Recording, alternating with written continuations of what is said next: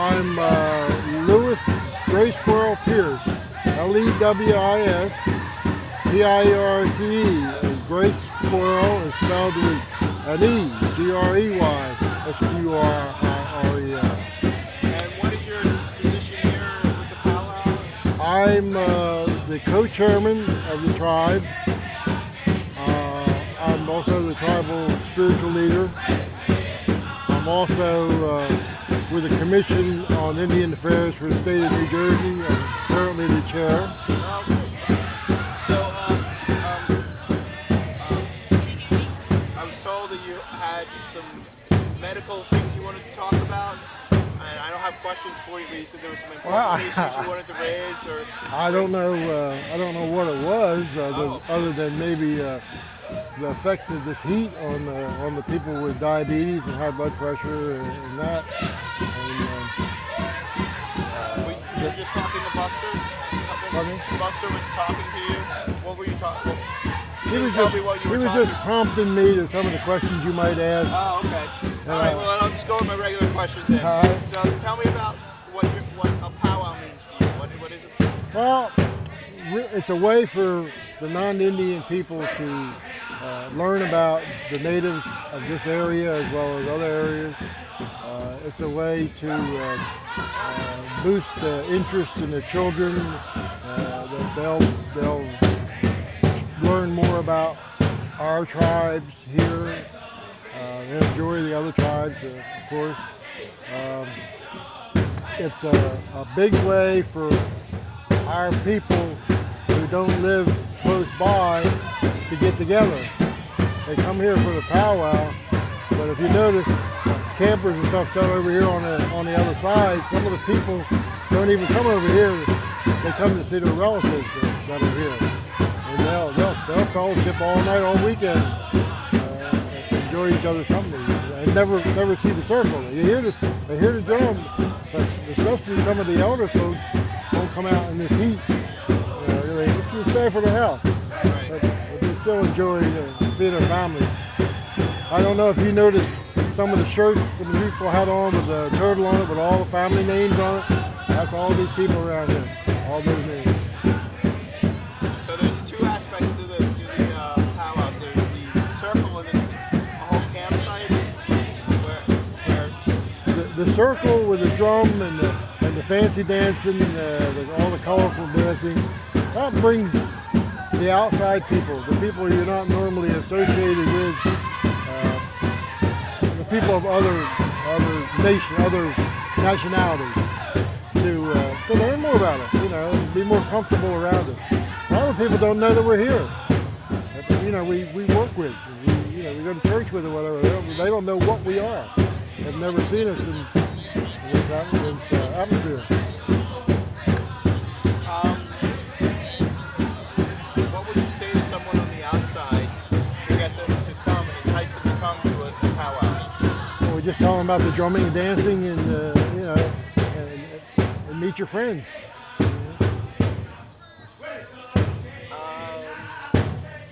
As the chief, as a spiritual advisor, what are some of the challenges you face? What is the spiritual aspect to the powwow? Or is there one? Spiritual aspect, everything is done in the circle.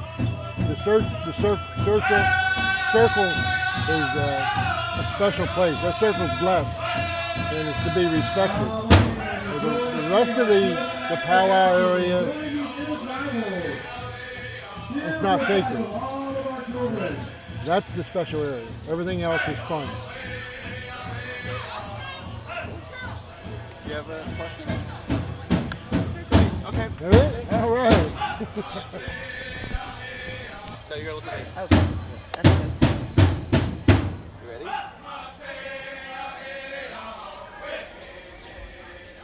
Okay, so tell me your name, spell it for me, and tell me your title. Okay, my name is Tina Pierce Fragoso. That's TINAPIERCE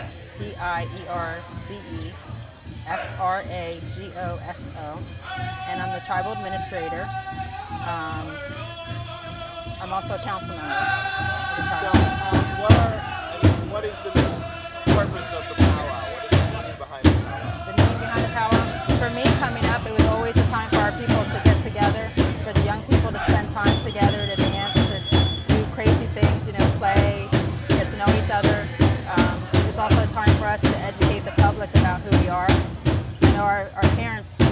coming up would spend a lot of time taking us to the powwows up and down the East Coast, just so that we could get to know other Native American children. So we always kind of look forward to that. And what are some of the challenges putting a powwow together for some council? In my particular situation as administrator, I have so many daily responsibilities that it's hard for me to get in depth with everything that's powwow related, but I have taken a special interest in the health component. A few years back we did a powwow for health, and we were able to give testing for like blood pressure and diabetes and cholesterol screenings, and it was such an important project for the community that we wanted to bring that back. And so in the past few years we've actually started again with a diabetes screening, and we've added the Temple School of Podiatric Medicine is working with us. Of course, if you're going to be a dancer, you need to take care of your feet. And it kind of goes hand in hand with our diabetes problems. And as you know, diabetes is, we're like 318% more likely to die from diabetes than any other racial group. So it's really essential that we seek early treatment. And so essentially we're able to bring, the majority of our community comes to the powwow if they don't come to anything else. And so if we can get them here, we can also get them screened, give them referrals, hook them up with local providers that will take care of them regardless of whether they have health insurance. We've been really fortunate also to have people that give us medical supplies, like the diabetes testing kits and the strips for people who can't afford that. So I've taken a really interest in that, and also as an administrator I do a lot of grant writing, and I find that you have to show a need for whatever it is that you're asking for. When you're looking at health, they don't look at Native people as a statistical population, and so this is also a way for us to see what our exact needs are. So we put together a health survey to find out how many of the people that are being tested have certain conditions, how much of it runs in the family, so that we can decide that these are issues that are important to the community as a whole, and then do things to impact that. And one of the things that came out of this is we're doing a Robert Wood Johnson New Jersey Health Initiative project for the youth to combat the diabetes and obesity problem. And we're putting together a camp for the youth, which is going to start in July. But it's essential for the youth to learn their culture and to learn their dancing and to learn their language, to learn how to build their regalia, to be able to do the beadwork themselves, to understand the importance of the steps and the words. And so it ties into the powwow. The powwows are so frequent that it gives you a way of exercising all year round. It gives you a way to stay active, to stay healthy. And so we're trying to tie all these things together. So we're hoping that next year, after the camp is over, that we'll have a new crop of kids ready to dance, to get out there in the dance arena, to have their regalias, to be proud because they made their regalias, to be proud because they helped with the songs, to maybe have a new drum out here. Excellent. Wow, that's great.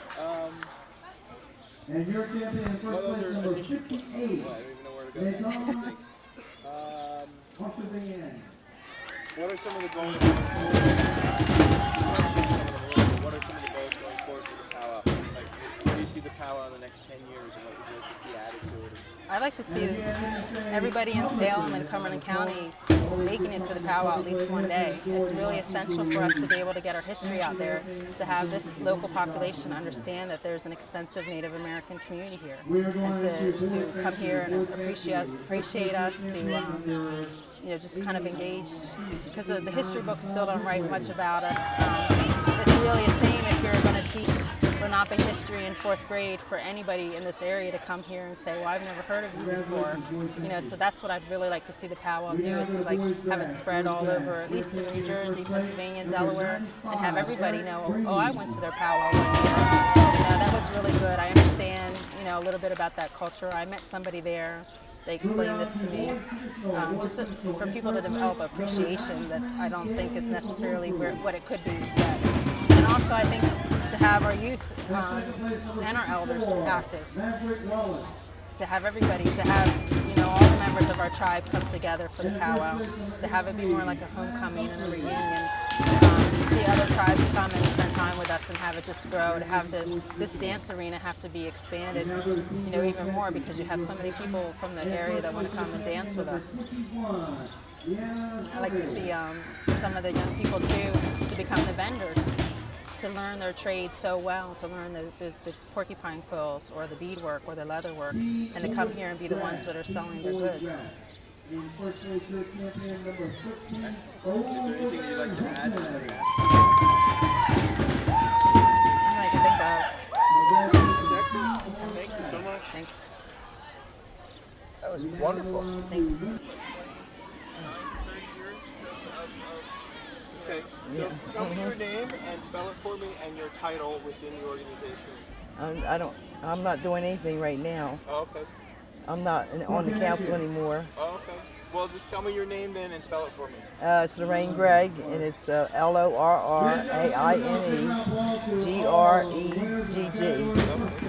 And so tell me the history of this particular powwow. You've been involved since not since the very beginning, but since it started. Tell me the history of it. How did it evolve? Well, we started just having gatherings, and we had that in like 3.5 acres of woods, and we just it was back of where I live, and then we outgrew that. So then we rented a pony track, and we started having powwows. And then from there we went to Bridgeton, and then a couple years later we went to Millville, and finally we came back to Bridgeton, and then we wound up over here. So we've been here for quite a few years. How long ago was that first one? I think probably in the 70s, but I can't give you the exact year. How has it changed? How has it grown since the first one? What specifically is different now? It's bigger, and each year I think we get better, and we just keep adding to it. And I just think it's better. And then now we have a lot of the young people that are working, and they have different ideas, and I think that helps a lot. You help with some of the designing of the costumes and stuff. Can you talk about that? Well, we used to have, I used to run craft classes with another lady who's since retired too. And it was on a volunteer basis. But I would work on the women's dresses, and she worked on the boys and girls, or boys and men. And we did that for probably 6 or 7 years. And it was all volunteer. And then from there we would have like extra crafts and things. So then we started going to different powwows with a stand to help raise money for the center. So then from there after it grew and everything, then we decided, well, we can have a store. So we can make some more money to help the center. So that's it's about 3 or 4 of us that started that Turtle Trading Post, and it's still there now. You know. And so the money that's raised goes to support a community center. Can you talk a little bit about that? The community center, that's on 18 East Commerce Street, and it's mostly run by all volunteers, unless we happen to now and then we get a grant or something that'll help pay people, but otherwise it's all volunteers. And sometimes that's a little hard to do. What does powwow mean to you? What does it mean of the powwow? Well, the powwow to me is, it gives everybody a chance to enjoy themselves, and families all come together, and it's just like a big old homecoming. And like this week I had a brother that came from North Carolina, one came from South. I hadn't seen him for a while. And then we had other relatives, all of our friends and relatives that come from all over. And we get to see them and visit. And I don't dance anymore.